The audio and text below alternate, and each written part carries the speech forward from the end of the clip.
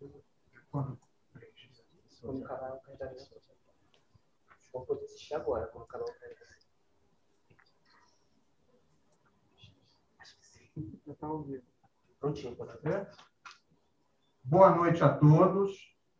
É com imenso prazer que o CREMERGE, nessa noite, traz para todos os colegas médicos, advogados e para a sociedade como um todo, a doutora Margarete, nossa convidada já conhecida de todos.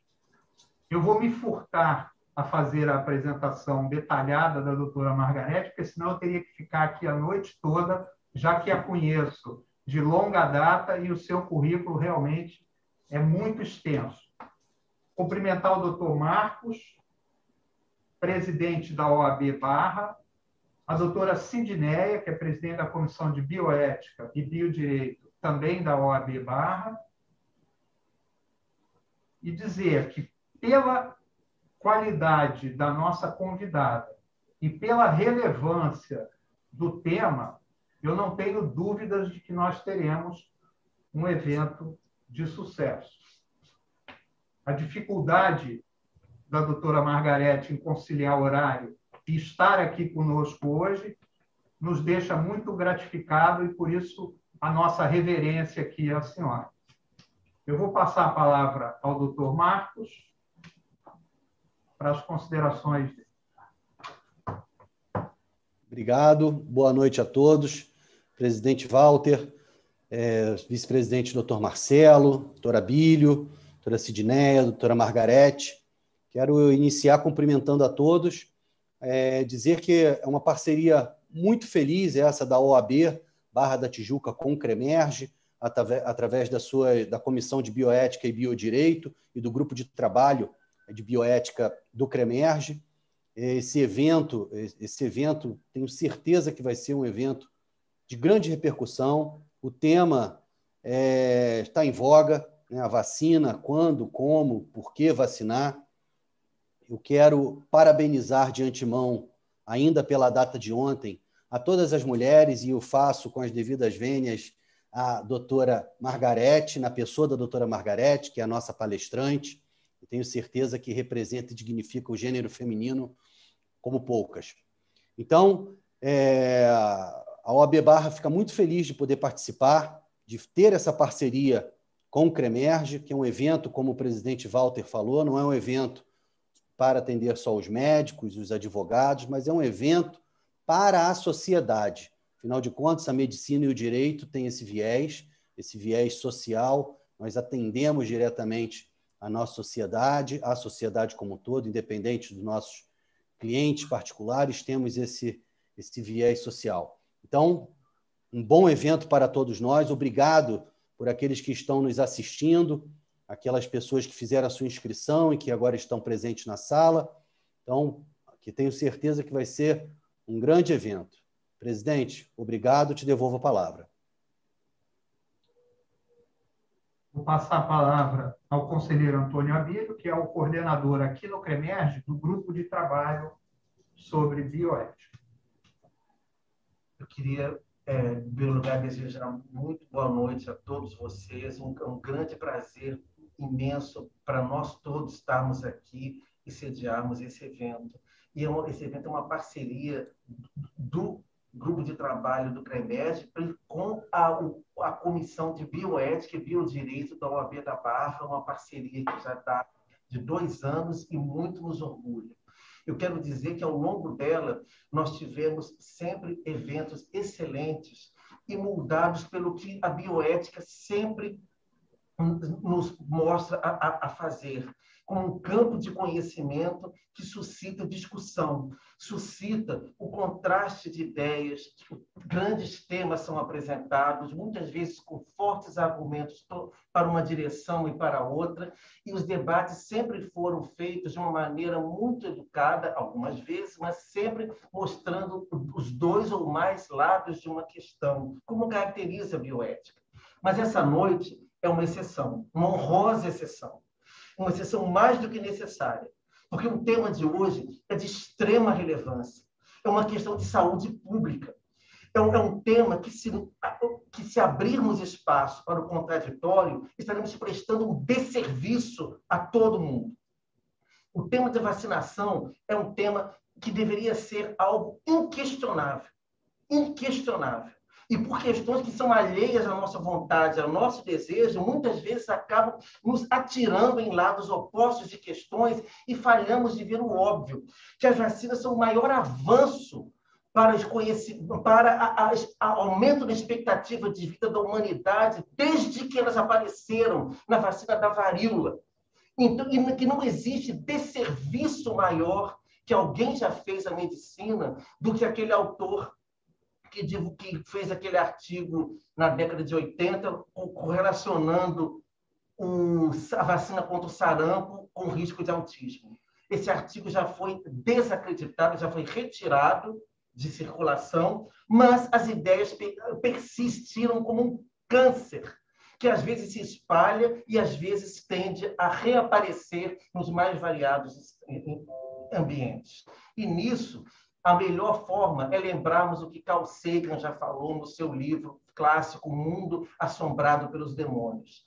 O subtítulo desse livro é A Ciência como uma Vela na Escuridão, como uma luz que serve para enfrentarmos nossos demônios, os demônios do obscurantismo. E a ciência, podemos tomar duas atitudes com relação a ela. Ou somos a luz que divulga essas ideias, ou somos os espelhos que as refletem para todo mundo que quiser ouvir.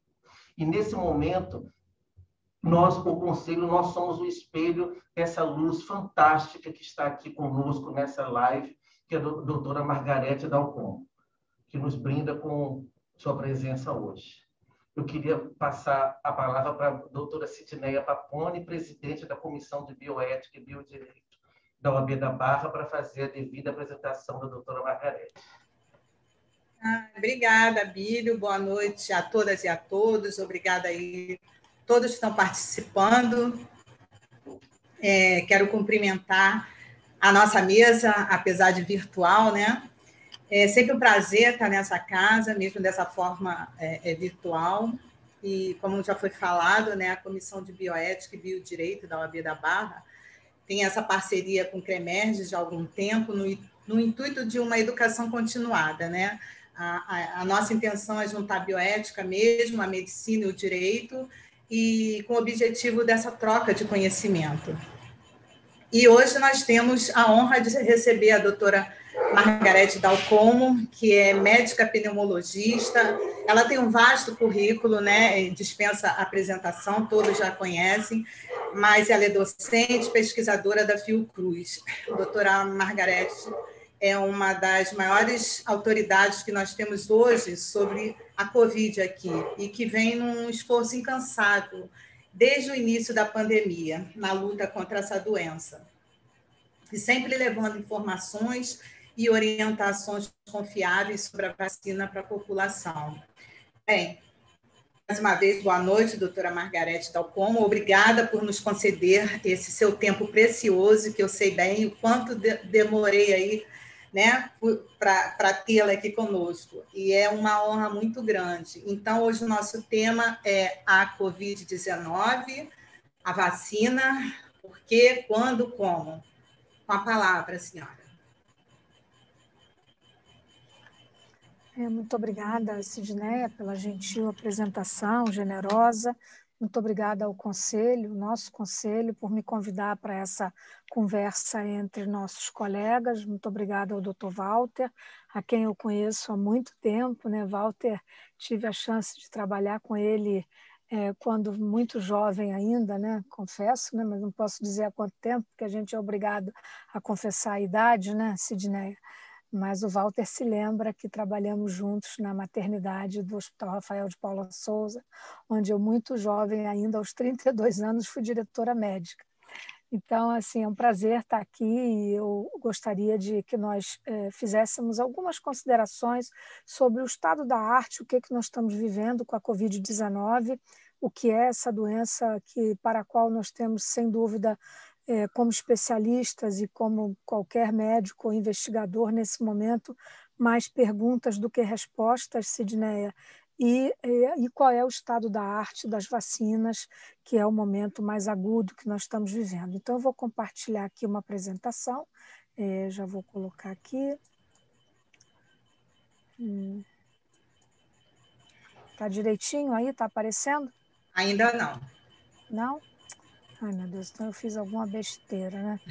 A gente sempre faz alguma burrice aqui. Espera aí. Sempre a gente faz. Oh, meu Deus do céu.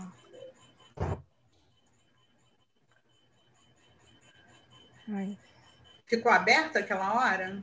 Não, de repente tem... eu vou fazer de novo. Porque Isso. quando a gente Fecha faz errado, tem que começar de novo, né? Então, Cremerge, aqui, e aí aqui. Isso. Tá certo, não tá? Agora. Tá na apresentação, compartilha agora. Pronto? Foi, tá okay? Agora ok, tá perfeito. Bom. Ok, tá bom. Então tá ok, assim. Então nós vamos fazer algumas considerações sobre esses 12 meses da pandemia, sobretudo entre nós, e o que nós temos como solução para uma doença dessa natureza. Eu não tenho nenhum conflito de interesse com essa apresentação, né? Pela Fiocruz, nós sempre fazemos declaração. Eu, nesse momento, sou investigadora principal de 2 ensaios clínicos, um ensaio clínico de fase 3, chamado Simplice-TB, para redução do tempo de tratamento da tuberculose, e o ensaio também de fase 3 contra placebo, com a vacina BCG para a Covid-19. E vou fazer considerações sobre isso, né? Então, só para lembrar, Sidneia, que acho muito ilustrativo, né? Quando nós falamos da Covid-19, sobretudo para os mais jovens que nos ouvem, né?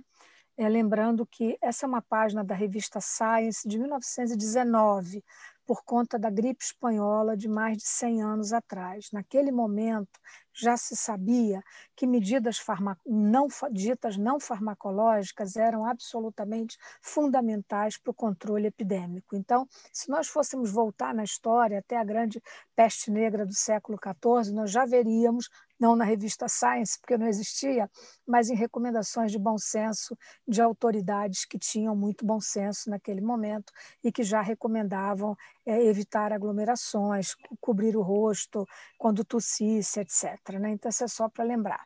A outra coisa conceitual que eu acho importante é nós entendermos a origem, né? Enfim, ainda há quem nos pergunte se há uma possibilidade do vírus SARS-CoV-2 ter sido criado em laboratório, e tolices desse gênero até na boca de gente conhecida, importante, como nós temos visto tristemente, inclusive, propalado pelo professor Luc Montagnier, que é prêmio Nobel, né? E que realmente entrou nessa viagem absolutamente estratosférica, eu diria, né?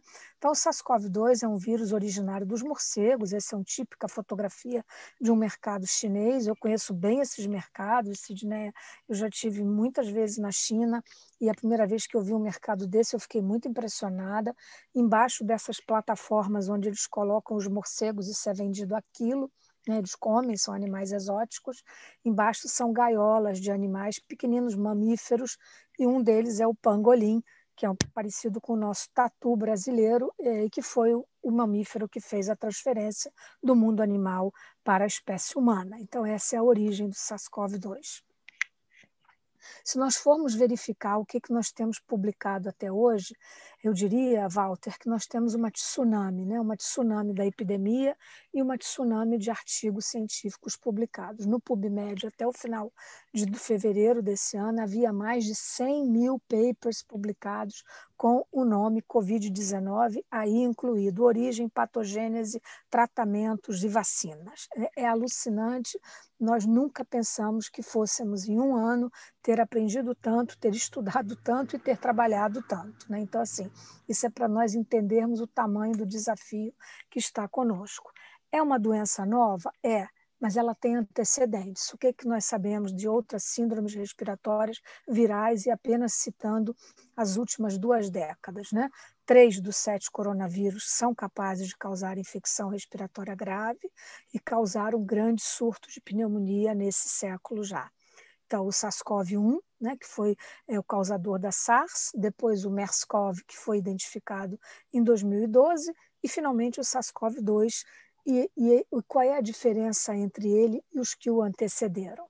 E por que ele não vai, eu costumo dizer que ele não vai desaparecer das nossas vidas, e é por isso que cada vez mais fica claro que nós precisamos de vacinas para controlar a epidemia e tratar eventualmente a doença. Porque nenhum dos episódios anteriores, das coronaviroses anteriores, foi tão pandêmica quanto o SARS-CoV-2. Então, eu não tenho dúvida, posso lhes dizer, que certamente o SARS-CoV-2 será incorporado naquele painel de vírus que nós hoje aplicamos em pacientes quando internamos suspeitos de síndrome respiratória aguda grave ou virose. Ele seguramente será incorporado e fará parte, uma vez que ele não vai desaparecer, porque ele vai permanecer endemicamente entre nós. Então, ele é um beta-coronavírus, essa é a árvore taxonômica, né, publicada pela Nature já em 2020, ele é um beta-coronavírus, e aqui está o MERS e o primeiro SARS-CoV mostrando a origem efetivamente de onde ele vem. Portanto, não é um vírus absolutamente criado em laboratório, não é fruto da perversa mão do homem, entre tantas outras coisas que nós poderíamos testar.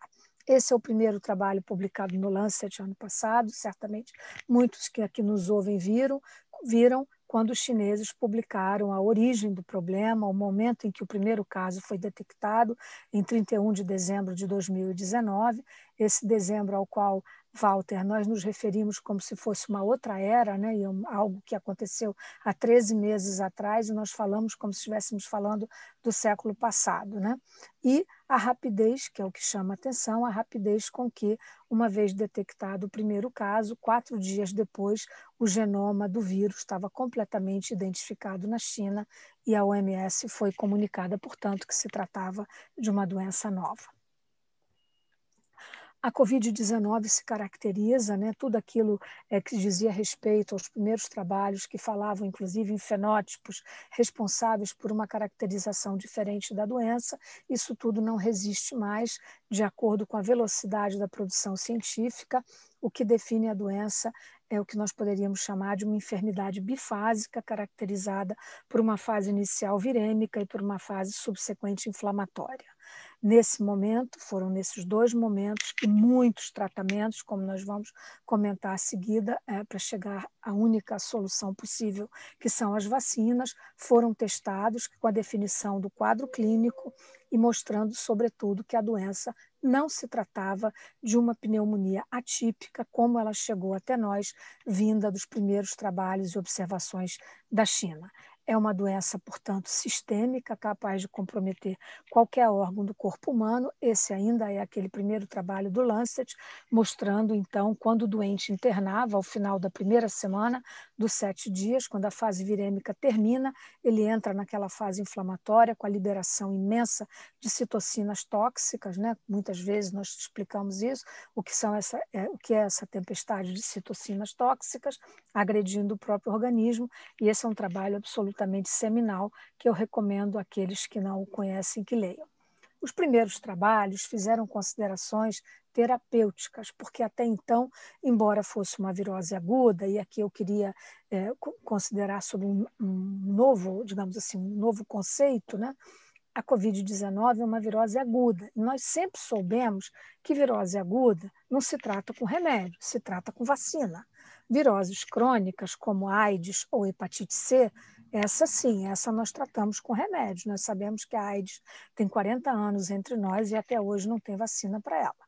Então, para essa tem esquema de tratamento, para a hepatite C tem esquemas de tratamento, muito provavelmente nós vamos acabar com a hepatite C no mundo se tivermos acesso aos tratamentos. Porém, nós não sabíamos isso. Então, aqui, mais ou menos nesse trabalho, também publicado na revista Lancet, mostrando as primeiras considerações terapêuticas, quando ainda se testava medicamentos que estavam em processo de remodelamento, né? Nesse caso, como a cloroquina e a hidroxicloroquina, né? Isso tudo já caiu por terra completamente.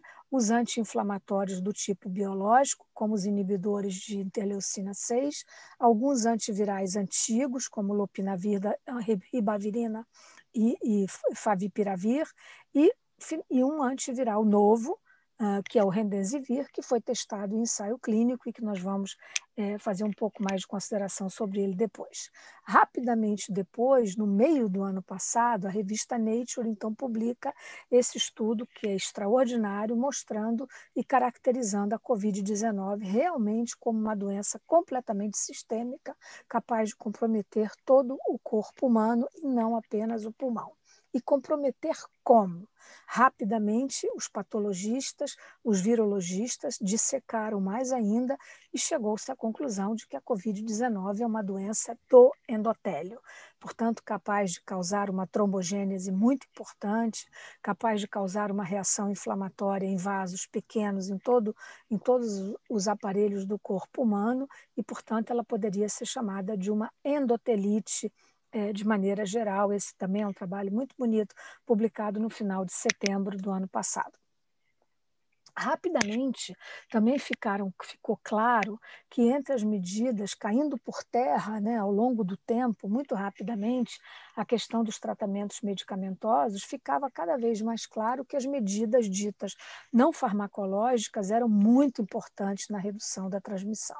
E a partir daí nós começamos, né, muitos de nós, a permanentemente irmos à opinião pública, chamarmos a atenção de que o isolamento social, que infelizmente nós nunca conseguimos cumprir de maneira adequada, a utilização de máscara, cuidados pessoais e coletivos, a suspensão de viagens, espetáculos, conferências e eventos era absolutamente fundamental para impedir a transmissão de uma doença que é facilmente transmissível de uma pessoa para várias outras, né? Lembrando que o RT, que é aquela taxa de transmissão na Covid-19, sempre esteve acima de 1, e quando está acima de 1 é porque a transmissão está muito alta. Então, portanto, cada vez mais fica claro que as medidas não farmacológicas são fundamentais. Ela é uma doença muito polimorfa, que eu juntei muitas radiografias e tomografias de pacientes mostrando o polimorfismo com o qual ela se apresenta.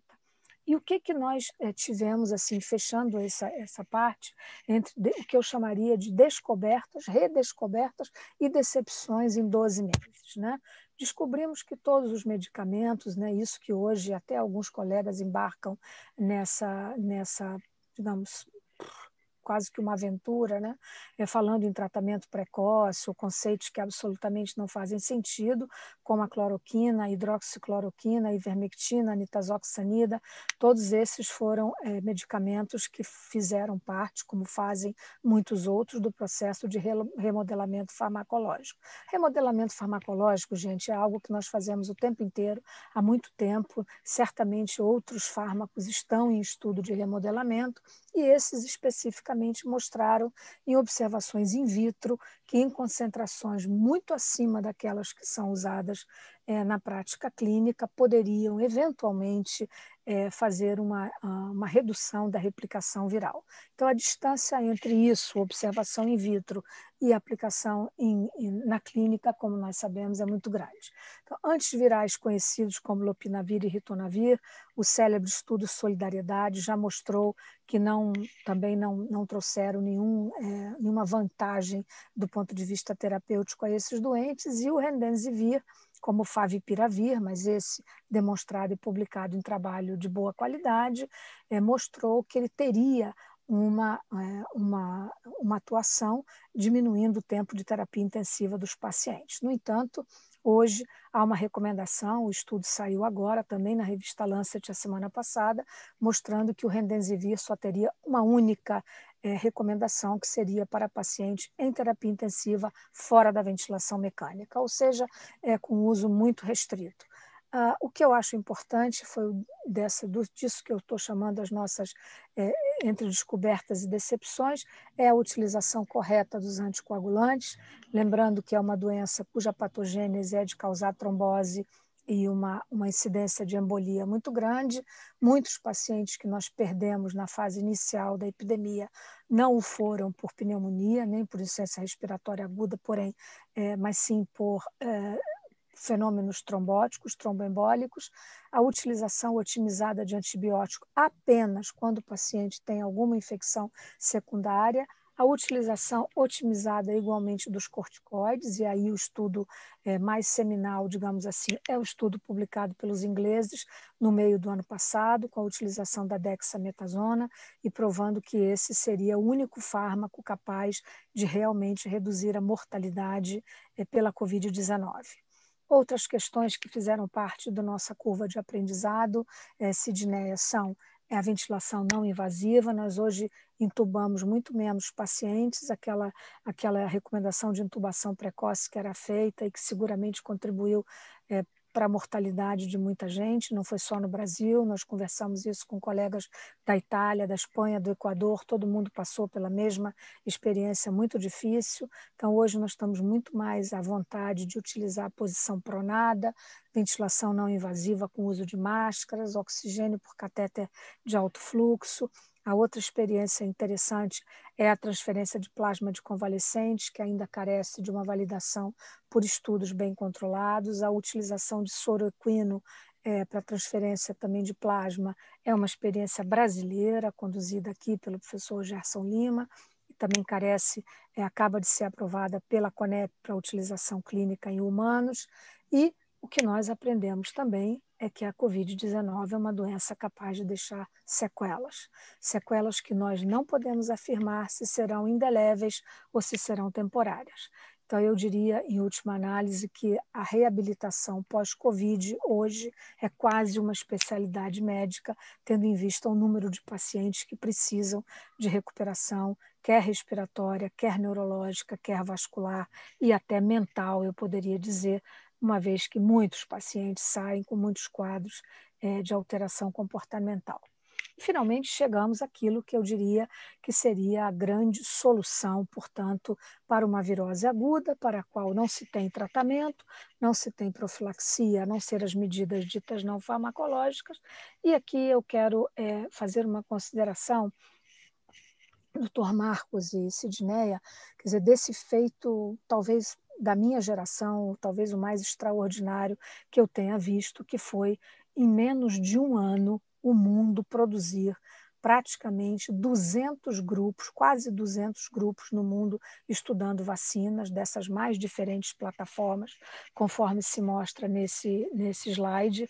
69 vacinas já em fase clínica de desenvolvimento no mundo e 16 vacinas aprovadas para utilização em pessoas. Então, isso eu considero algo absolutamente inusitado, que nós nunca pensamos que fôssemos ver num período tão pequeno, quer dizer, mostrando o quanto o homem é capaz de produzir conhecimento de uma maneira, digamos, ética, de uma maneira condensada no sentido de resolver algo que hoje ameaça, quer dizer, a humanidade como um todo. Então, nós temos hoje, dentre essas 69 plataformas que se encontram em fases clínicas, nós temos vacinas de ácido nucleico, como, por exemplo, a vacina de RNA mensageiro, a plataforma da Moderna, da Pfizer, da BioNTech Pfizer, né? Vacinas de vírus inativado, como a vacina da Sinovac, como a vacina Covaxin, né? Bharat Covaxin, a vacina de vetores virais, como a vacina da Johnson & Johnson, com adenovírus 26, a vacina da Oxford AstraZeneca, já aprovada no Brasil, a vacina da CanSino, que não está em fase 2, já está em fase 3, na verdade, há vacinas sintéticas também, há vacinas de proteína de subunidade, que estão em fases pré-clínicas, inclusive no Brasil, por grupos de pesquisa brasileiros. E há as vacinas chamadas Sputnik V, que também é uma vacina de adenovírus, uma vacina de adenovírus não de chimpanzé, como é a vacina da AstraZeneca, plataforma Oxford, no momento fabricada pela Fiocruz, nós já vamos voltar a ela, e a vacina a vacina Sputnik, ela não está nesse quadrinho porque ela teve o seu dossiê ainda não analisado pela Anvisa. A vacina Novavax é uma vacina de nanopartícula, também é uma vacina sintética de nanopartículas, também não tem o seu dossiê submetido no Brasil, mas é uma vacina que tem sido já utilizada, sobretudo na África do Sul. e ela parece ter problemas, inclusive, contra a variante da África do Sul. E a vacina BCG, que é uma vacina largamente conhecida de todos nós. A vacina BCG é usada no Brasil de maneira normativa desde 1972, por força de recomendação do Ministério desde 1976, portanto, com uma cobertura de praticamente 100% de todo recém-nascido brasileiro a partir dessa época. E a hipótese é de que a vacina BCG possa ter uma ação, pelo fato de que ela provoca uma reação imunológica muito variada no ser humano, ela pudesse ter uma reação cruzada com outras vacinas atenuadas e que ela possa, eventualmente, reforçar a ação imunológica protetora de outras vacinas específicas para a Covid-19. Formulada essa hipótese, foi desenhado um estudo de fase 3, também contra placebo. O Brasil foi escolhido para ser um dos países. A nossa coorte é uma coorte diferente, porque a maioria dos voluntários que nós estamos incluindo são profissionais de saúde que foram vacinados com BCG ao nascer, porque tem menos de 50 anos de idade, né, embora não seja esse limite de idade. Então, essa hipótese, nós já estamos terminando a fase de inclusão de profissionais de saúde no Rio de Janeiro e em Mato Grosso do Sul e em Manaus, são 3 sites no Brasil. E nós devemos fazer uma análise interina desse estudo até o meio do ano de 2021 para publicação dos resultados. Dentre as vacinas aprovadas no Brasil, nós temos 2 vacinas, a vacina Coronavac da Sinovac, que é feita com vírus vivo inativado, plataforma essa sobejamente conhecida, né? Nós temos a vacina da influenza, que é fabricada também pelo Instituto Butantan, que nós usamos todos os anos, e a vacina chamada ChAdOx1, que é essa plataforma Oxford AstraZeneca. Na verdade, esse modelo, essa plataforma, tinha sido idealizada já previamente para o surto de ebola há alguns anos atrás, ela não funcionou e ela foi, portanto, remodelada, foi testada em fases 1 e 2, né? Todo mundo sabe que fase 1 e 2 é aquela que nós incluímos um número pequeno de pessoas no sentido de verificar segurança e capacidade de produção de anticorpos neutralizantes. Então, a vacina teve a sua publicação feita já na revista Lancet, há muitos meses atrás, e finalmente se iniciou o estudo de fase 3. No Brasil foi um estudo ampliado para 10 mil voluntários, sem limite de idade superior. E por que isso foi feito? Porque já no Reino Unido, onde o estudo havia se iniciado, não se alocou um número grande de profissionais, de voluntários, acima de 55 anos, porque no início havia, né, um corte de idade de 18 a 55 anos. Isso fez com que houvesse muita conjectura de que a vacina pudesse não dar a proteção adequada para pessoas mais idosas. Na verdade, aqueles 8% que muita gente ouviu falar diz respeito aos 8% apenas de voluntários acima de 55 anos que foram incluídos no primeiro estudo da vacina Oxford AstraZeneca. No entanto, a vacina mostrou contra placebo. Esse é o estudo no mundo todo, foram incluídos praticamente 60 mil voluntários, juntando Reino Unido, Brasil, África do Sul, Estados Unidos, Índia, Japão e Rússia, que incluíram para o estudo de fase 3 da AstraZeneca. E o que nós observamos dos trabalhos publicados foi que houve efetivamente uma redução de 100% de casos graves e de hospitalizações. Então, fica claro que as vacinas, de modo geral, hoje disponíveis, Sidney, elas têm como objetivo não impedir a transmissão da doença, mas impedir de maneira substantiva casos graves e casos hospitalizados e mortes, em última análise. A análise provisória de fase 3 incluiu 131 casos de Covid-19, a eficácia da vacina observada foi de 70,4%, nos 2 regimes a eficácia média foi de 62%, portanto muito acima dos 50% que seria desejável. Então, a indicação precoce de que a vacina pode reduzir a transmissão a partir de uma redução observada é um fato.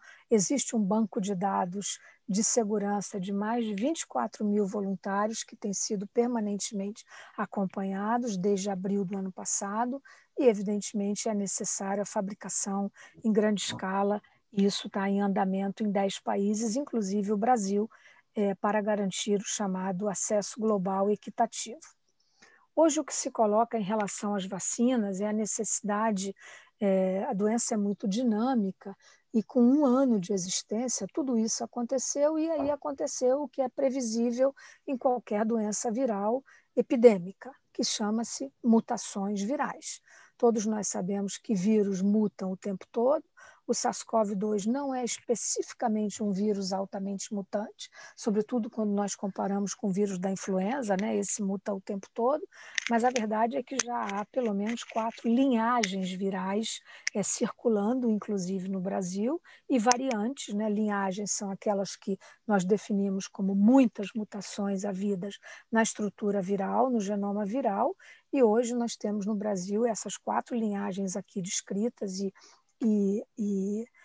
circulando, a linhagem denominada P1, que é a linhagem brasileira descoberta no Japão, a partir daquela família que viajou vinda de Manaus, a linhagem especificamente de Manaus, e essas variantes que, na verdade, circulam entre nós, inclusive no Rio de Janeiro, já com uma nova mutação e com uma nova variante chamada já P2. Então, a pergunta que nós temos que responder, e eu costumo dizer, brincando, que é a pergunta que vale $1 milhão, é se as vacinas vão ou não proteger contra essas novas linhagens já circulando entre nós. E eu posso lhes responder pelas análises preliminares, por todas as discussões que nós temos com os grupos dos virologistas, grandes colegas que têm feito esse processo. Nós precisamos, no Brasil, nesse momento, de grandes investimentos para a vigilância genômica. Nós precisamos responder a essa pergunta com mais segurança do que aquela que eu estou lhes respondendo agora. A resposta é sim, tudo indica que tanto a vacina Coronavac, cujo estudo nesse momento está sendo feito pela Fundação Oswaldo Cruz, pelo Instituto Butantan, com uma grande coorte de pessoas do estado do Amazonas, para responder com segurança se ela vai ou não proteger e o quanto ela vai proteger contra a variante P1, oriunda do norte do Brasil. E a vacina da AstraZeneca, tudo indica, nós já fizemos estudos pela Fundação Oswaldo Cruz, revelando que ela protege sim contra as variantes circulando no nosso meio, que nos dá um grande alívio, uma vez que nós sabemos que uma dose, considerando que essas vacinas são vacinas de 2 doses ambas, a primeira dose da vacina Shadox-1, que é a vacina da AstraZeneca, ela já confere uma proteção aproximada de 70%, e que, portanto, o reforço faria o resto da proteção esperada. Temos um grave problema, Sidneia, nós não teremos vacina para todo mundo. Né? Qual é a situação do estado da arte hoje em relação às vacinas? Né? Quando nós dissemos quando e por quê, está respondido, mas quanto e para quem? Né? Nós hoje, se nós somarmos tudo isso que está aqui nesse slide, nós vamos somar para o ano de 2021 uma capacidade de produção de todas essas produtoras, Novavax, Pfizer, Moderna, Sputnik, Gamaleya, Sanofi, GSK, Johnson e Oxford, AstraZeneca. Se nós somarmos tudo isso, vai dar uma conta de pouquinho mais de 3 bilhões de doses. Ora, se nós somos no planeta Terra quase 8 bilhões de habitantes, nós não teremos vacina em 2021 nem para 1/3 da humanidade. Então, isso é muito grave, porque assim, nós precisaríamos ter muita vacina e muito rapidamente. Mas a verdade é que a situação de hoje, demonstrada, já assumida pelas próprias Nações Unidas, é que 10 países já compraram 75% da produção mundial de vacinas. Então, isso é para lhes dizer que, de novo, o Brasil errou redondamente ao não fazer a compra e a encomenda de mais vacinas, quando aqui foi um celeiro de desenvolvimento de estudos de fase 3 de grande qualidade, tanto com a vacina da Pfizer, quanto com a AstraZeneca, quanto com a Coronavac e quanto com a Johnson, que é uma vacina espetacular, de uma dose só, que logisticamente facilitaria muito a nossa vida.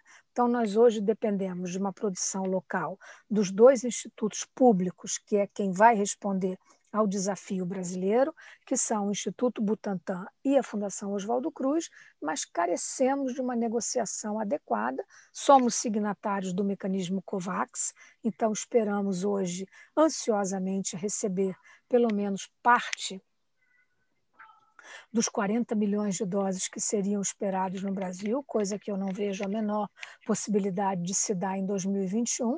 Muito provavelmente, com muita sorte, nós conseguiremos receber aí alguns milhões de vacinas, de doses do mecanismo COVAX-Gavi. E essa é a apresentação da vacina brasileira, da vacina da AstraZeneca, que passará a se chamar vacina AstraZeneca Fiocruz, que está sendo produzida, nacionalizada, num processo de transferência de tecnologia a um custo humanitário totalmente destinado ao SUS, e nós devemos o nosso cronograma, que sofreu atraso por uma série de razões que não cabe aqui declinar, mas, enfim, nosso cronograma será de entregar ao Ministério da Saúde, ainda nesse semestre, 110 milhões de doses e, no segundo semestre, mais 100 milhões de doses. O que nós ainda não sabemos? Nós não sabemos quantas pessoas no mundo foram efetivamente infectadas, nós não conhecemos todo o perfil da doença, nós nem sempre sabemos porque alguns evoluem com forma grave ou não, independentemente de comorbidades, nós não conhecemos todos os fatores de risco, nós não sabemos todas as sequelas, nós não sabemos se as vacinas trarão imunidade muito duradoura e nós não sabemos se teremos outras ondas e se a letalidade será, como foi na gripe espanhola, maior do que na primeira onda. E o que, todavia, também não sabemos ainda, em relação às diferentes plataformas vacinais, se a vacina BCG, ora testada em fase 3, poderá ou não reforçar a imunidade conferida por outras vacinas para a Covid-19, se as vacinas precisarão e quando sofrer modificação, lembrando que as plataformas, sobretudo de RNA mensageiro, são vacinas muito plásticas, são facilmente recomponíveis. No momento em que se mostrar que uma delas ou mais não confere proteção para as variantes, elas podem ser, o RNA mensageiro pode ser facilmente substituído. Se as vacinas trarão imunidade duradoura, se poderemos associar, que é uma dúvida, né, se poderemos associar vacinas da mesma plataforma ou de diferentes, por exemplo, se poderíamos tomar hoje uma dose da Coronavac e uma dose da AstraZeneca, a recomendação até o momento é que não, quem toma a primeira dose de uma deve tomar a primeira dose da outra, e a plasticidade das novas plataformas, sobretudo as vacinas de RNA mensageiro. Então, dito isso, Sidneia, são considerações genéricas que eu trouxe em relação às vacinas. Seguramente há muitas outras questões práticas que certamente nossos colegas teriam curiosidade de descobrir, de discutir, e eu estou à disposição, por exemplo, questões como vacinamos grávidas ou não vacinamos, como ficam as crianças, transplantado pode ou não, eu acho que essas questões práticas todas nós podemos considerar. E, mais uma vez, eu lhes agradeço a gentil atenção de todos nessa apresentação. Muito obrigada, presidente Palles, pelo convite mais uma vez. Ai, bela apresentação. Eu tinha tanta pergunta que a senhora já respondeu assim, uma parte. Mas, em relação às grávidas, crianças e transplantados, a senhora já podia começar a dar uma explicação para a gente como é que fica a vacina com eles? Bom, teoricamente, Sidneia, grávidas, por razões de natureza ética, não são testadas em ensaios de fase 3. Então, haverá outros estudos prospectivos em pacientes gestantes. Eu, particularmente, sou muito simpática à ideia de que se possa vacinar grávidas, né? Como nós vacinamos com prioridade para o H1N1, todos nós sabemos disso. As grávidas são a primeira prioridade, uma vez que a mortalidade nelas é uma mortalidade maior quando se trata de influenza. Nos Estados Unidos, eles acabaram de liberar, eles estão vacinando grávidas, estão vacinando, inclusive, independentemente do momento da organogênese ou não. Estão vacinando grávidas em qualquer momento da gestação. Aqui no Brasil, eu li um statement publicado pela Sociedade Brasileira de Gineco-Obstetrícia, dizendo que poderia, sim, não tem nada contra, enfim. Não foram objeto de estudo, assim. Ao que tudo indica, as vacinas não são teratogênicas, não são capazes de causar nenhum dano, então, assim, mas teoricamente a resposta seria não. Então, se você for no SUS, ninguém vai aplicar a vacina em grávida, porque não é a recomendação do PNI. A mesma questão se aplica às crianças. Né? Crianças não foram objeto de estudo, então ainda precisarão, e nós podemos informar que na Europa já começaram os estudos de fase 3 com criança, com algumas vacinas. A questão dos transplantados de órgão sólido e pacientes com doenças autoimunes em uso de medicação biológica, essa sim, essa nós estamos discutindo num grupo multidisciplinar, já há um grupo de diversas sociedades, reumatologia, dermatologia, todas aquelas especialidades que usam medicação biológica, pneumologia, e a nossa recomendação, que já está mais ou menos elaborada, é que sim, que todo paciente em uso de biológico pode, e transplantado de órgão sólido igualmente, poderia receber as vacinas, qualquer uma delas. A exceção seria pacientes transplantados de medula óssea, cuja decisão tem que ser individual entre o médico e o paciente. Então, considerar prós e contras, etc. Então, essa seria a única exceção que nós realmente não nos sentimos à vontade para afirmar se pode ou se não pode. Então, é uma decisão individualizada, né? É isso.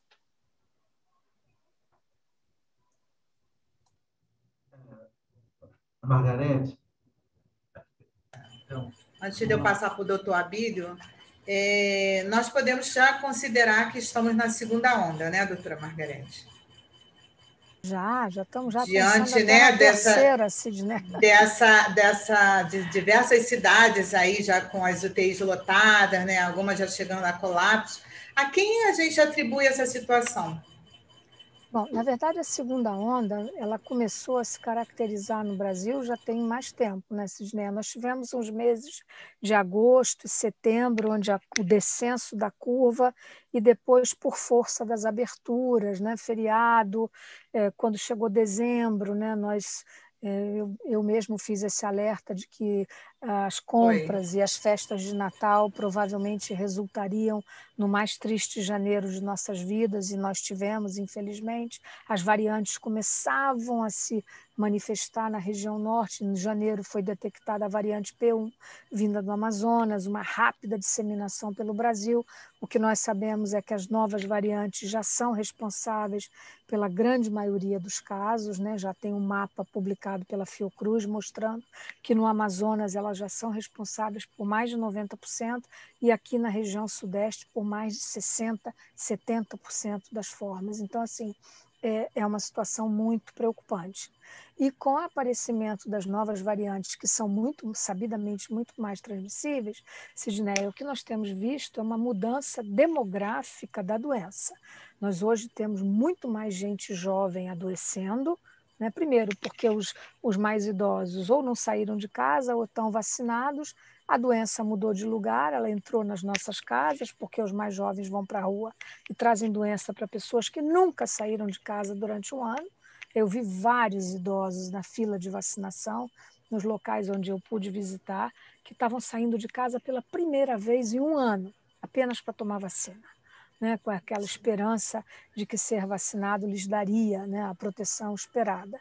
E é muito triste isso, né? Porque o Brasil, na verdade, nunca conseguiu dar uma resposta adequada nas recomendações, e eu acho que nós fomos vítimas de um descompasso entre o discurso da ciência brasileira e internacional e o discurso, digamos, oficial, que dizia coisas diferentes. A opinião pública ficou muito confusa, né? Eu ir para a televisão e dizer, olha, tem que ter distanciamento social, tem que usar máscara porque ela é uma barreira mecânica. Eu trabalho com doença respiratória você protege.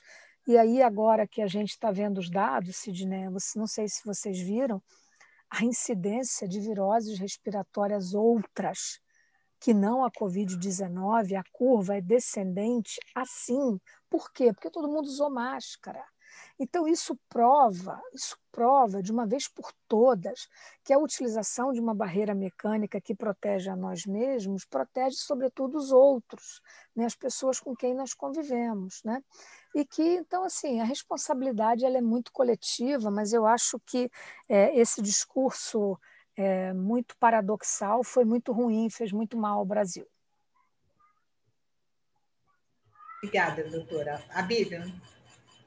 Margarete, eu queria perguntar para você algumas coisas, mas acho que a coisa que mais chama a atenção, pelo menos para mim, é que, se a gente estudar o que houve com a pandemia de gripe espanhola em 1918, 19, 20, a história mostra que houve 3 ondas, cada uma engrossada pelas pessoas que estavam em casa e começaram a sair e ficaram vítimas das novas infecções. Será possível que nós não olhamos para o passado, não aprendemos nada disso atrás? Nossas políticas, às vezes, apontam em direções totalmente antípodas. Quando a gente pensava que os hospitais de campanha que fossem criados poderiam servir até para nos dar esse lastro, de repente, a opção tomada foi pela sua desativação. É como se os botes salva-vidas tivessem sido jogados fora, porque o navio tá aí, não teve nada. E, de repente, estamos de novo à mercê da falta de leitos, né? Desse descompasso. Eu queria saber a sua opinião. Você acha que nós não aprendemos nada com isso?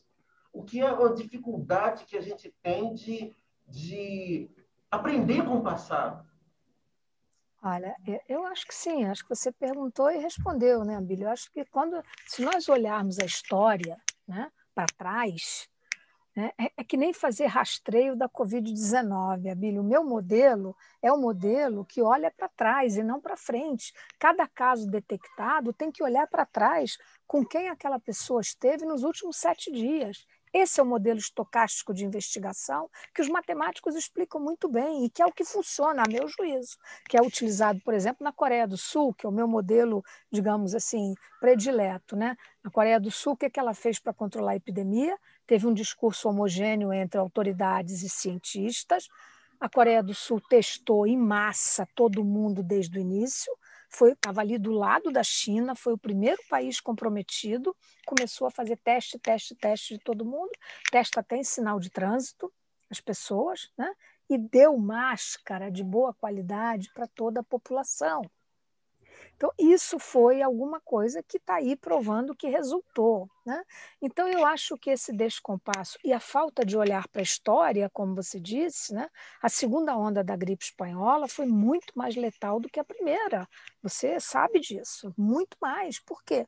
Porque o grupo dos suscetíveis, que é exatamente o que está acontecendo hoje, né? Quer dizer, quem ficou muito confinado, se for para a rua, é o grupo dos altamente suscetíveis e vai propagar a doença facilmente. Então, assim, eu acho que a segunda onda no Brasil, ela está, obviamente, todo mundo sabe, pior.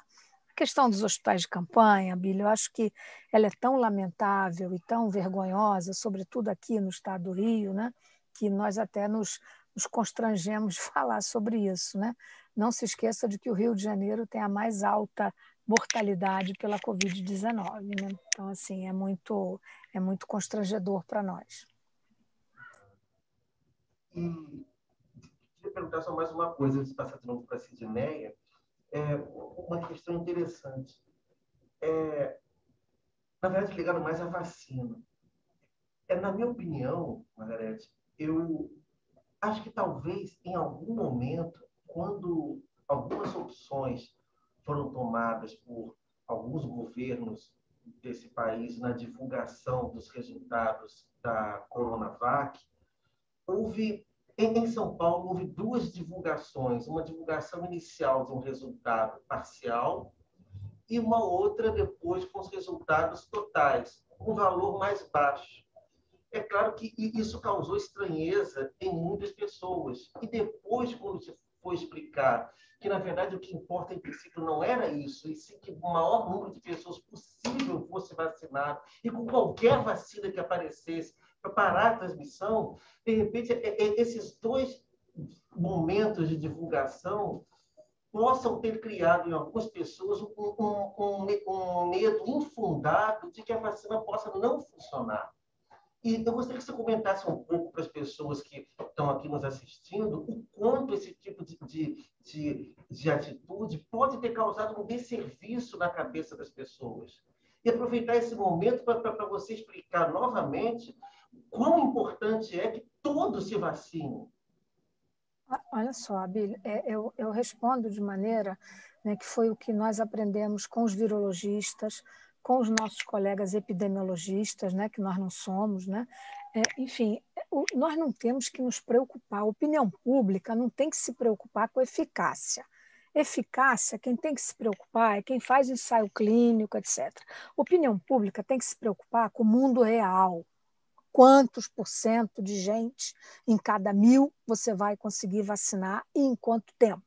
Então, hoje, a situação da Covid-19 é tão grave no Brasil que, se nós não estivermos todos imbuídos do mesmo espírito público e cívico, eu diria, né, de que todas as vacinas aprovadas são boas, se daqui a pouco nós conseguirmos, né, eu espero que nós consigamos negociar um pouco de vacina da Pfizer, um pouco de vacina da Johnson, né, e eventualmente a aprovação da vacina Sputnik, que nós fomos muito reticentes para comentar sobre ela, até que saísse o estudo de fase 3 dela, e ela demonstra, né, uma capacidade de efetividade, de proteção muito boa.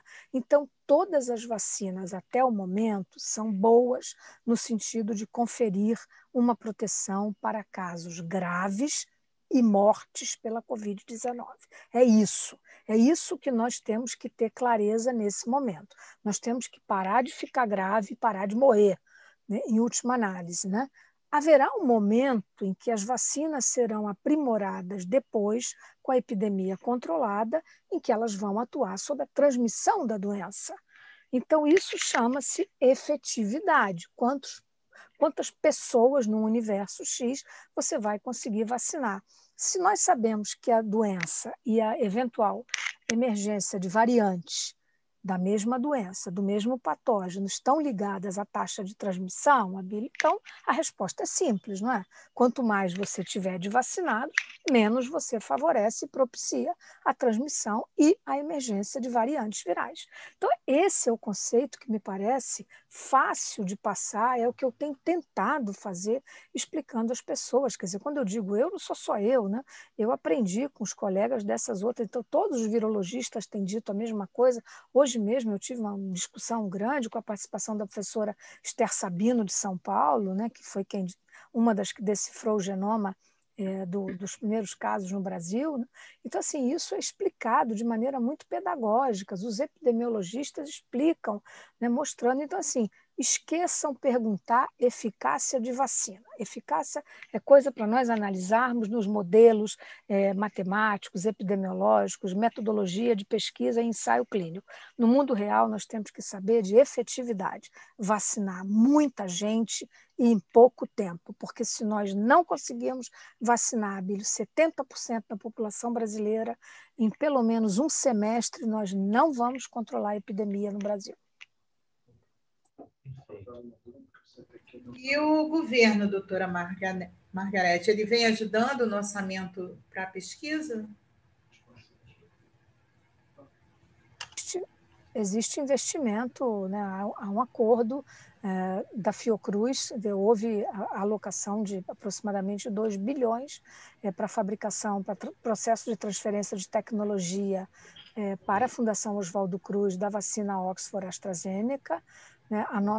Esse financiamento vai cobrir esse processo de tech transfer, né? No sentido de que, ao final desse semestre, nós estaremos fabricando, inclusive, a IFA, que é o IFA, né, que é um insumo farmacêutico ativo no Brasil.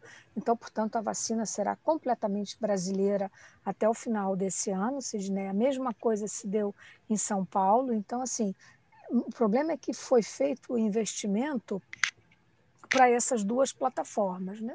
E há investimentos nesse momento sendo solicitados para vacinas de plataforma brasileira, genuinamente brasileiras. Então, há grupos na USP, há grupos na UFMG, há grupos na Fiocruz, há grupos na Universidade de Campinas, tudo trabalhando com plataformas brasileiras. Se esse financiamento é suficiente, eu acredito que não, porque nós perdemos muito financiamento de pesquisa, né, Sidney? A verdade é que nós estamos pagando o preço de termos perdido grandes cérebros que foram embora por não encontrarem aqui condições adequadas e, evidentemente, há um mesmo subfinanciamento que deixou o SUS fragilizado para enfrentar a epidemia, quando o SUS é a nossa grande arma para enfrentar, muitos grupos de pesquisa também enfrentam dificuldades grandes e, sem dúvida nenhuma, seria fundamental, pela grande capacidade de produção que os grupos brasileiros têm, de que isso fosse muito bem financiado, sem dúvida. Perfeito, obrigada, Bílio. Então, Margarete, eu tenho mais um questionamento. Eu acho que a própria natureza dessa doença e dos grupos etários em que ela comete mais causaram nos grupos mais jovens uma certa estranheza ou talvez um desconhecimento que está levando boa parte das pessoas a desrespeitar as medidas de isolamento social e desrespeitar de maneira fragorosa, fazendo festas clandestinas, saindo às ruas, desrespeitando proibições. É uma dificuldade que as pessoas estão tendo em acreditar que estamos vivendo uma catástrofe para a qual a saída está começando a chegar. Poderia ter chegado há mais tempo, mas está chegando agora, começando, e eles estão aproveitando para desrespeitar tudo. E aí, talvez, para propiciar até o combustível para a terceira e, quiçá, uma quarta onda. O que você acha que é possível para, de alguma forma, conscientizar esses jovens, essas pessoas, de maneira a que eles respeitem as normas de distanciamento social e proteção individual? Olha, mais uma vez, Abílio, eu acho que nós fomos vítimas desse descompasso, desse discurso quase paradoxal.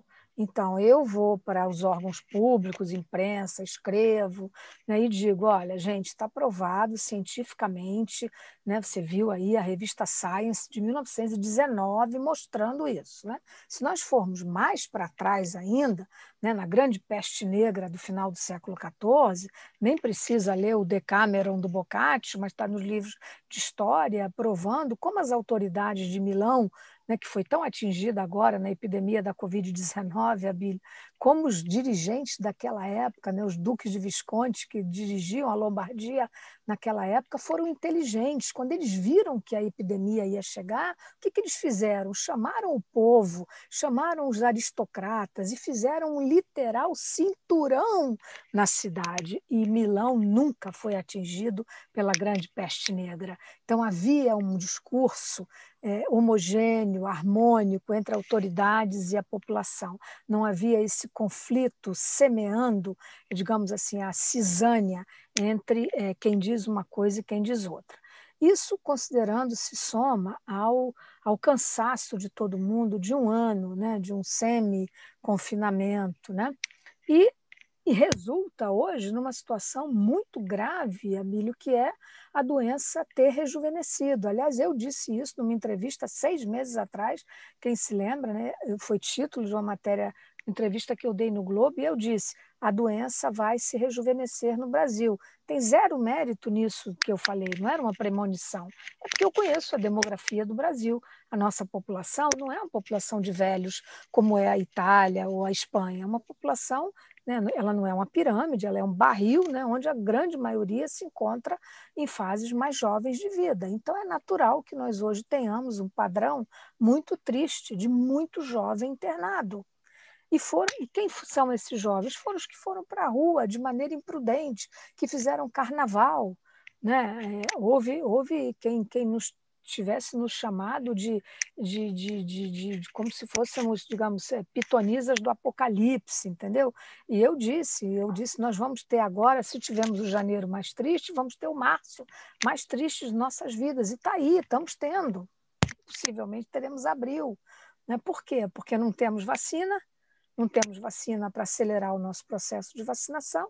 Então, eu acho, Abílio, que enquanto a população não estiver convencida de que a solução para esta doença viral aguda é as vacinas, e que é um direito de todos nós sermos vacinados, primeiro.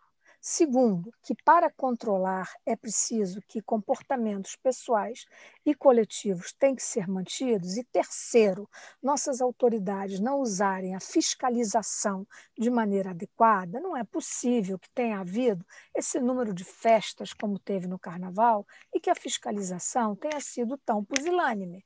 Concorda comigo? Não é possível. Então, eu acho que há não é multicausal. Né? A tragédia ela é multicausal, não é unicausal. O distanciamento social deveria ser mais severo? Olha, Sidney, nós nunca conseguimos alcançar, né? Os estudiosos dizem, né? Os trabalhos demonstram que numa epidemia com essa alta taxa de transmissão, com RT muito alto, como a Covid-19, nós precisaríamos, idealmente, manter 60% de distanciamento social e fechamento. O Brasil nunca conseguiu, em nenhum momento, alcançar esse dado. Quem mais chegou perto foi São Paulo, em alguns dias com 58%. O Rio de Janeiro esteve longe disso, né? E nós fizemos essa recomendação. Eu fui membro do grupo, na época do governo do Estado, nomeado pelo governador, junto com colegas do maior valor, como o ex-ministro Temporão, o Amilcar Tanuri, Paulo Bussi, gente com muita experiência, né? O Roberto Medronho.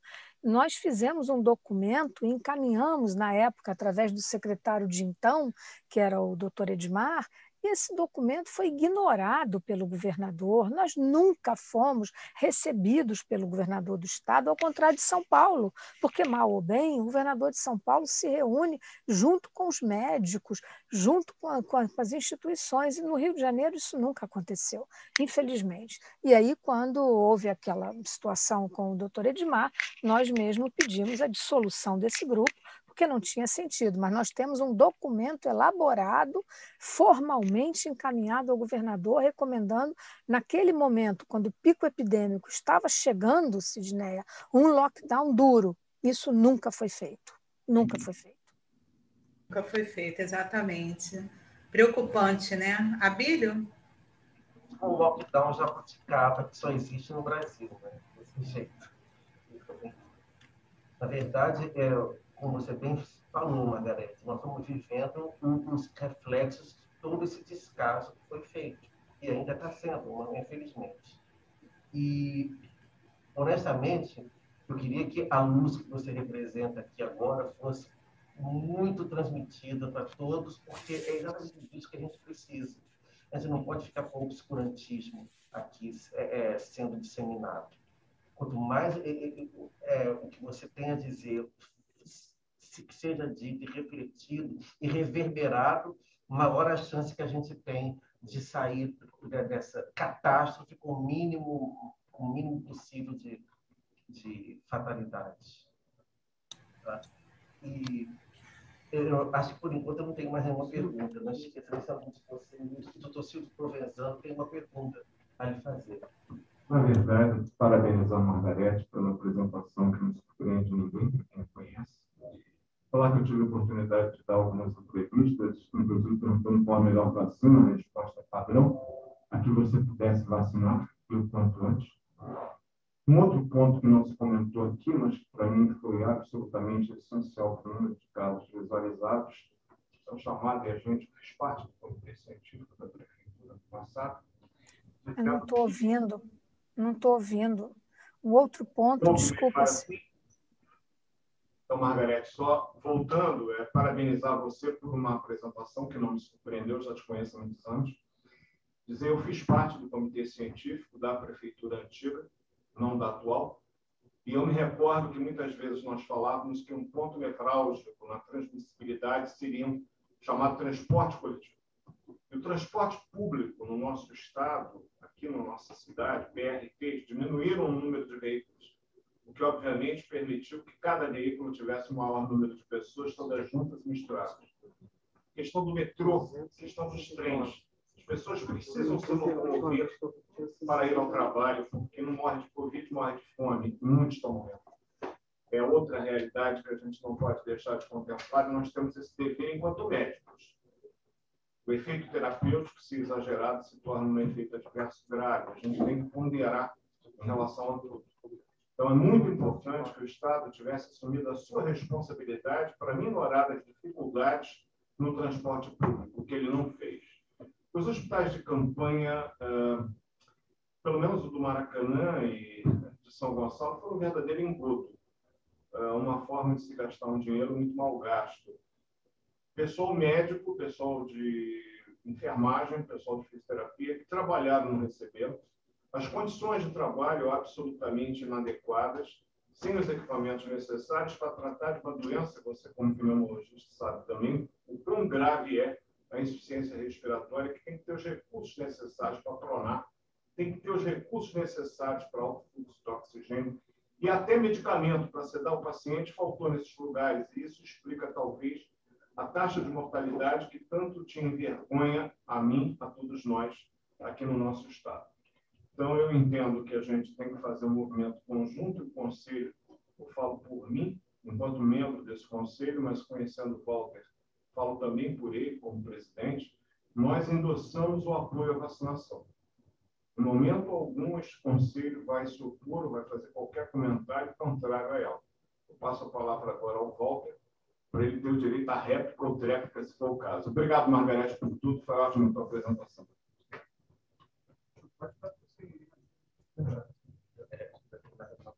Uma réplica, você concorda. Tá bom. Desculpa. Não, é excelente colocação, Silvio. Eu acho que tem que ficar claro que por isso que eu comecei essa live falando que esse é o único evento do Comitê de Bioética onde não é possível se abrir espaço para opiniões contraditórias de pessoas ou grupos anti-vacina. Não existe essa possibilidade. Mas eles existem, né? Infelizmente, claro, na vida real, eles existem, endossados exatamente pela falta desse conhecimento. É a ignorância que é fomentada por conta de interesses que não cabe aqui discutir. Mas, enquanto pudermos ajudar a que isso acabe e que as pessoas caiam em si, que a vacinação é a nossa única saída para passarmos por esse périplo que a Covid nos está trazendo, a gente não vai parar, a nenhum de nós. Porque o que está acontecendo, Margarete, é medo. Medo do desconhecido no começo, medo que as nossas certezas que a gente começou a ter no começo começaram a ser totalmente reviradas. No começo pensava-se que a infecção conferia imunidade permanente, mostrou-se que não, pessoas podem se reinfectar. Agora o medo é que as variantes possam, em algum momento, serem resistentes às vacinas. Esse medo é o que não passa. Esse medo é que está lotando os consultórios de psicologia e os grupos de psicologia online que, felizmente, aconteceram e estão se disseminando pelo país. Atendimento psicológico para as pessoas, para os profissionais que estão com medo. Medo por si e por suas famílias. Eu queria que você comentasse um pouco sobre isso, Margarete, sua experiência em enfrentar esse medo. Abílio, eu acho que tem uma coisa muito forte para nós como argumento, sabe? O Brasil tem uma tradição em relação à vacinação espetacular. O Brasil é um país que sabe vacinar. Então, quando alguém vem hesitando ou fazendo pergunta, eu devolvo a pergunta. Eu digo, vem cá, você, dependendo da idade daquela pessoa, você tem filhos, você não vacina seus filhos? Vocês todos não chegam para nós?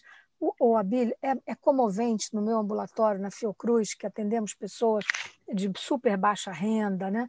O orgulho com que um pai mostra a carteirinha do filho e diz, olha, doutora, o meu filho tem todas as vacinas em dia, e são vacinas do SUS. O SUS tem 16 vacinas oferecidas, né, para a primeira idade, e agora já incorporando as vacinas de pneumonia, olha que espetáculo, para as pessoas mais idosas, vacinas de influenza anual. Então, assim, o Brasil tem uma tradição de gostar de vacinas e de saber vacinar por força do nosso valoroso PNI, né? Que quem dera que ainda funcionasse como antigamente. Hoje nós estamos vivendo esse caos no Ministério da Saúde, com o PNI sem as figuras expressivas que nós aprendemos a respeitar durante tanto tempo, infelizmente. Então, eu acho que o argumento é esse. Olha, você vacinou, todos os seus filhos são vacinados, etc. Segundo argumento é o seguinte, você sabe que não há outra solução. A única solução é vacinar e vacinar muita gente. E terceiro, você vai ter que ter um passaporte de saúde. Quem não tiver vacinado, Abílio, não vai pegar avião. E não vai mesmo. Porque isso vai acontecer no mundo inteiro. Já está sendo aplicado em alguns países, como nós sabemos, e eu não tenho dúvida de que no Brasil também será. Quer dizer, ninguém que não está vacinado, como para a febre amarela, você vai viajar para a Ásia ou para um lugar, ou mesmo para a América Latina, você tem que ter sua carteirinha da Anvisa de febre amarela, senão você não embarca. Então, para a Covid-19, vai ser obrigado a ter um passaporte de saúde. Então, quem não tiver vacinado com a vacina 2 doses, daqui são 2 ou uma, daqui a uma, né, não vai poder vacinar. A outra questão é que muitos empregos, né, se nós formos falar agora no impacto sobre a economia, vai ter muita fábrica aí, Abílio, que não vai contratar gente se não tiver vacinada. Então, as pessoas têm que saber isso. Porque isso não é uma conjectura da minha cabeça ou da sua, do Silvio, do Walter. Isso é um fato que vai acontecer. Vai ter que ter a carteirinha, o passaporte de saúde. Então, eu acho que nós temos uma tradição que é muito bonita e muito sadia de saber vacinar e de acreditar nas vacinas. E, em última análise, gente, tem que explicar para as pessoas, né? Eu vivo falando isso 1000 vezes e vou continuar dizendo o que é que fez a diferença de qualidade da expectativa de vida no mundo no século XX, se não as vacinas. Quer dizer, é claro que os antibióticos também tiveram um grande papel, mas você imagina não morrer de difteria, não morrer de sarampo, não morrer de varicela, né, de doenças hoje simples, coberta por vacinas, como alguém pode não acreditar nas vacinas?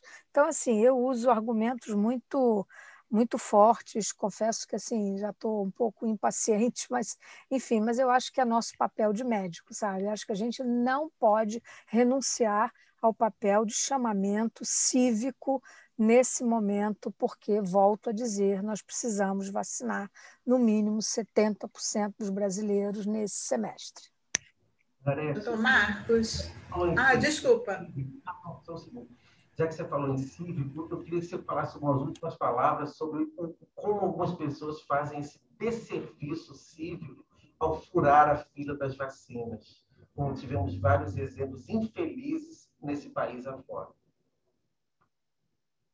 Sim, mas acho que assim, essas coisas lamentáveis eu acho que tem que ser punidas com o rigor da lei, né? A lei existe para isso, né? A lei existe para ser cumprida para todos, né? Então, assim, se eu tenho dito de maneira muito veemente que a grande questão das vacinas, uma vez resolvido, ter vacinas. A segunda questão é a logística de distribuição das vacinas. E a terceira questão, que na verdade é um guarda-chuva sobre isso tudo, Abílio, chama-se acesso equitativo para todos. Quer dizer, vacina é para todos, não há privilégios, não há a mulher da minha vida, né, como o colega lá de Goiás, né, que botou a vacina no bolso e disse, eu preciso levar para casa porque ela é a mulher da minha vida. Aí eu fiquei pensando, se todos nós fizéssemos a mesma coisa com os nossos, das nossas vidas, né, ou para os nossos filhos, ou para... Enfim, eu já ouvi cada coisa que só mesmo numa conversa informal para a gente contar assim de privilégios e pessoas que ligam, né, amigos, pacientes, né, assim aquela coisa do jeitinho, a lei de Gerson, né, isso é muito ruim da nossa cultura, Billy, mas eu acho que cabe a nós como professores, como quem ensina, a gente não ensina só medicina, a gente ensina civismo também, né? Perfeito. Doutor Marcos, com a palavra. Obrigado. Bom, primeiro, parabenizar e agradecer, doutora Margarete Dalcon, porque nós, leigos, e aí eu me coloco aqui do lado da advocacia e da sociedade geral que está nos assistindo, As explicações e os dados que foram colocados aqui são muito mais precisos e profundos do que nós podemos obter aí pela imprensa, né? E vindo da senhora com essa profundidade toda, realmente, de certa forma, até impactante. Essa questão que foi colocada há pouco, dos transtornos psicológicos, que essa pandemia causou com suas limitações e suas restrições que nos impõe a todos, ela, sem sombra de dúvida, é um dos efeitos piores, talvez, da pandemia. Claro que a morte e essa negação quanto à vacina são situações assim terríveis, mas os transtornos psicológicos, né, eles vêm, muitas pessoas vêm enfrentando isso no dia a dia, isso vem impactando diretamente em suas vidas e ainda vai impactar muito mais no futuro. A Ordem dos Advogados e a Caixa de Assistência, da CAARG, desenvolveu um programa justamente de assistência psicológica para os advogados através da telemedicina, esse grupo de psicólogos, né, que estão se doando, né, para poder atender aí, nesse caso, a classe da advocacia que vem enfrentando problemas terríveis, né, problemas terríveis. A nossa justiça, que já não vinha bem há muito tempo, agora piorou de uma maneira assim assustadora. E, enfim, isso impacta na vida das pessoas de forma dramática. Mas, além de parabenizar e agradecer a doutora Margarete, assim como o Cremerge, doutora Sidneia também por nos representar o OAB Barra da Tijuca na comissão e fazer esse link sempre com o Cremerge, sempre atenta, eu queria tirar uma dúvida. E aí me desculpe se estou sendo leigo, mas eu acho que não foi tocado nesse assunto ainda. Um conhecido que teve Covid, ficou curado, mas ele parece que desenvolveu um efeito pós-Covid, que todo dia, no final da tarde, lá para 4, 5, 6 horas, ele começa a ter enjoo, começa a ter tonturas, fica com dor nas costas, e isso diariamente, né? E, enfim, foi dito para ele, por um médico, não sei qual, que isso era alguma questão do corpo reagindo pós-Covid. Eu queria saber da doutora se é realmente isso, se os efeitos colaterais desse vírus podem realmente refletir em parte do corpo, que a gente vê que afeta muito a parte respiratória, os pulmões, mas se pode refletir em enjoos, né, em tonturas, em dor nas costas, enfim. Como que está sendo visto isso pela medicina? Doutor Marcos, sim, como eu disse, uma das coisas que nós vimos aprendendo, né, nesse período são justamente as sequelas da Covid-19 e que nós não sabemos responder o quão indeléveis elas são ou temporárias, né? Então, há sequelas de todas as naturezas, há sequelas pulmonares, como, por exemplo, fibrose pulmonar, necessidade de reabilitação pulmonar, há sequências cardiovasculares, então há pacientes que, inclusive jovens, desenvolvem quadros de miocardiopatia, necessitando também reabilitação cardíaca, há pacientes que ficam com mudança de comportamento, então hoje os psiquiatras têm estudado muito isso, há quadros depressivos ou de mudança comportamental muito importantes, revelados como sequela da Covid-19, e há comportamentos clínicos, digamos assim, que são novos, que são inusitados, que nós não conhecemos e que muito provavelmente estão relacionados a algum efeito viral precoce ou tardio que precisa ser acompanhado. Então, queixas como essa que o senhor se refere, esse paciente tem que ter um médico que vá orientando, ver se não é alguma coisa grave. Muito provavelmente isso deve se diluir ao longo do tempo e desaparecer. Mas há pessoas que ficam com sequelas, as neuropatias, por exemplo, são longas, né? Hoje que nós já temos esse recuo histórico que nos permite dizer isso, né? há quanto tempo, já com uma doença de 1 ano, você já tem sequela de quem teve doença em março do ano passado, né? Então, assim, quando, na verdade, tão pouca gente era testada, né? Então, você sabia do diagnóstico, mas não tinha confirmação pelo genoma, né? Digamos, né? Pelos testes, porque ninguém tinha teste naquela época, né? Então, assim, mas acho que é isso. Pode sim, pode estar relacionado ou não, mas pode estar. Tá bom, doutora. Muito obrigado, tá? Devolvo a palavra, doutora Sidneia. Filho, mais alguma pergunta? Eu tenho sim. Eu recebi agora aqui pelo WhatsApp uma médica do interior que está aqui nos assistindo. Ela pediu para a Margarete elaborar um pouco mais sobre a questão do soro de cavalo, aquela questão do soro de cavalo que ela mencionou na apresentação. A pesquisa do Butantan, Margarete, é uma colega de turma lá da FRJ, que está no interior do Rio, e ela queria um pouco mais de informação, a doutora Valéria. O soro, a transferência de plasma, de transferência de soro equino, foi um estudo desenvolvido originalmente aqui no estado do Rio de Janeiro, né, um estudo capitaneado pelo professor Gerson Lima, presidente da FAPERJ, junto com o Instituto Vital Brasil, feito em observação com cavalos, né, porque é soro equino, e então, portanto, um estudo de fase pré-clínica, né, e agora conseguimos a autorização do sistema CEP-CONEP para testagem em seres humanos.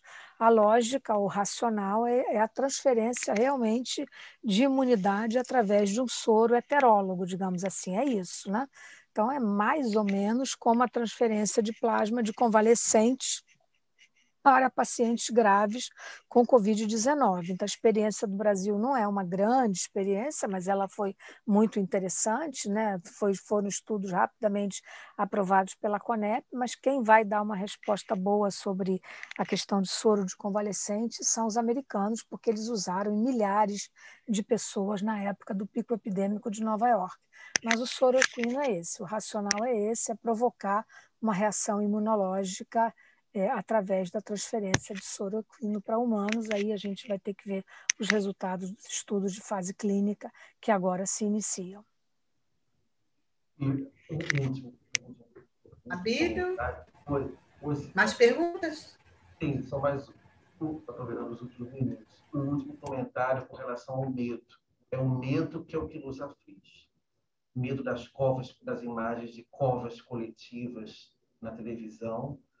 E agora era o que a gente tinha mais medo no começo, e agora, na minha cabeça, o que eu tenho mais medo pode até ser infundado.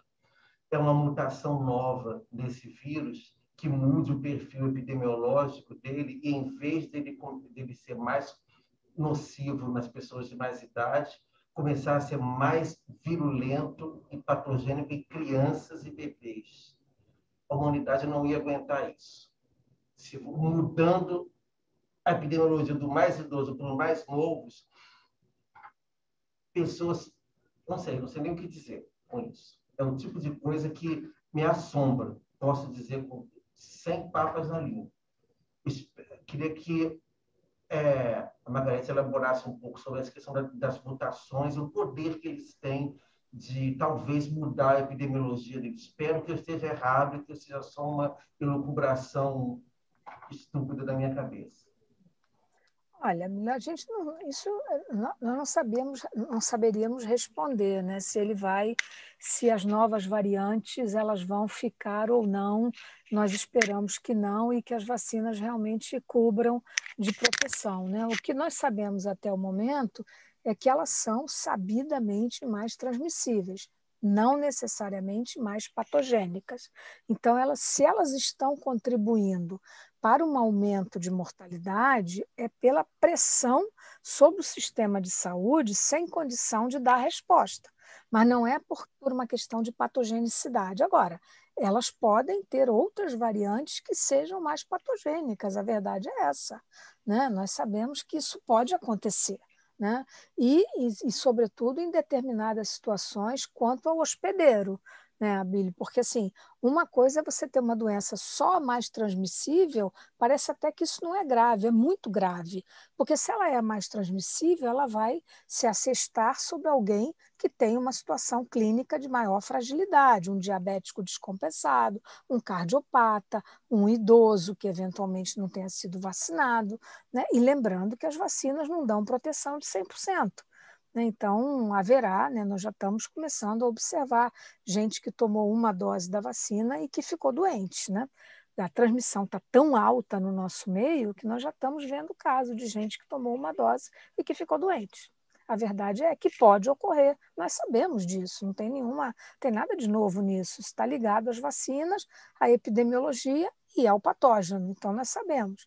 Então, o que nós temos que fazer, Abília, é realmente ter um comportamento mais homogêneo, mais robusto entre nós, consistente, um discurso firme, forte, convencer as nossas autoridades a usar a fiscalização para impedir que as pessoas se aglomerem. E a economia, que já está tão combalida, tão machucada, não tem jeito, gente. Esse não é o momento de se pensar na catástrofe econômica, é o momento de impedir pessoas de morrerem. É isso, é o que eu penso. Campanhas também para os jovens, né, doutora Margarete? Esses jovens precisam aí de uma educação diferente, porque são eles que estão aí mais na rua, está todo mundo cansado, lógico, né, mas eles parece que não estão dando muita bola. E eu acompanhei uma entrevista sua, quando a senhora falou sobre 2 jovens no avião sem máscara. Não foi? Parece que a senhora viajou e tinham 2 jovens sem máscara. O que está faltando nisso? Eles entraram e a máscara vem para o queixo, né?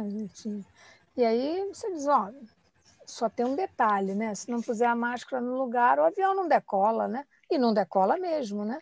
Porque, agora, não precisa isso, porque dois rapazes, provavelmente terminando o 2º grau ou começando a universidade, alguém disse para eles, né, eles devem estar ouvindo algum exemplo, né, inadequado de pessoas que dizem não precisa, quando, na verdade, esses jovens poderiam estar dando exemplo para tantos outros jovens, né? Então, eu fiquei triste com isso, né? Mas ao comentar isso, várias pessoas me contaram histórias semelhantes, né? Doutor Walter, doutor Silvio, Abílio, podemos encerrar? Não mais perguntas? Tem? Não. Só podemos encerrar agradecendo muito a doutora Margarete pela disponibilidade, pelo prazer imenso que ela nos proporcionou de estar aqui hoje. E eu queria passar a palavra para o doutor Walter Palles, nosso presidente, para fazer o encerramento.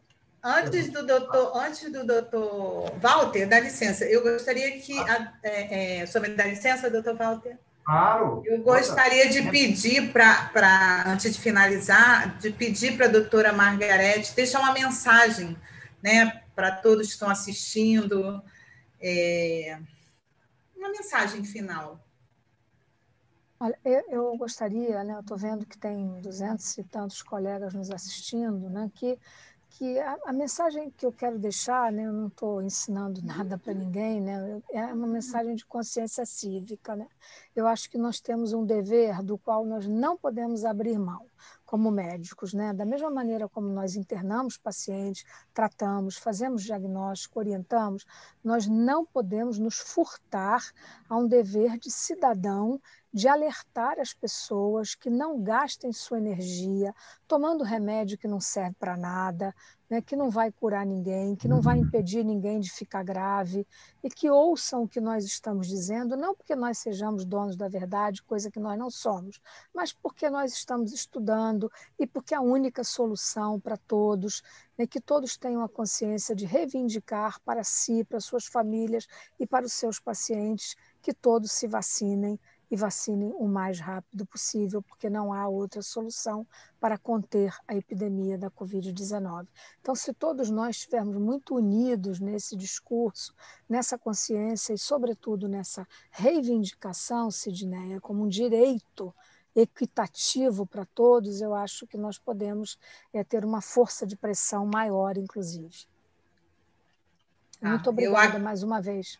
Eu que agradeço a senhora, tá? Que aceita o meu convite, receba nosso carinho, nossa gratidão, em nome do Dr. Marcos, que está aqui, meu presidente, em nome da OAB, da Comissão de Bioética, a gente agradece muito a senhora. E eu passo a palavra para o presidente do CREMERG, Dr. Walter. Felizmente, cabe a mim encerrar essa brilhante apresentação, mas em consideração também a doutora Margarete, que está há mais de 1h30 nos brindando aí com seus conhecimentos.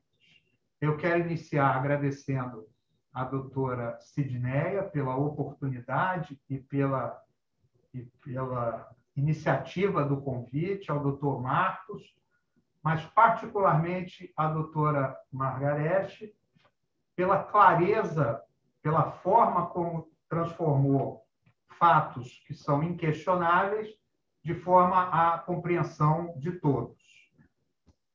O Conselho, sempre a favor da boa prática médica, e, obviamente, com a ciência, passa a incorporar, a partir desta data, essa brilhante apresentação, essa apresentação clara e inequívoca dos caminhos a serem seguidos. E cada um dos que aqui puderam ouvir a doutora Margarete, certamente serão fontes de irradiação desse posicionamento e dessa conduta que todos nós temos que adotar. Por essa oportunidade, doutora Margarete, além do grande prazer em revê-la, o meu muito obrigado pessoal e institucional, que outras oportunidades possam surgir para que a gente possa lhe ouvir novamente. Muito obrigado e boa noite a todos. Boa noite, obrigada a todos que estão nos assistindo. Tchau, Margarete. Boa noite a todos, muito obrigado, tá? Tchau, tchau, obrigado, boa noite. Tchau, doutor Silvio. Tchau, Abílio.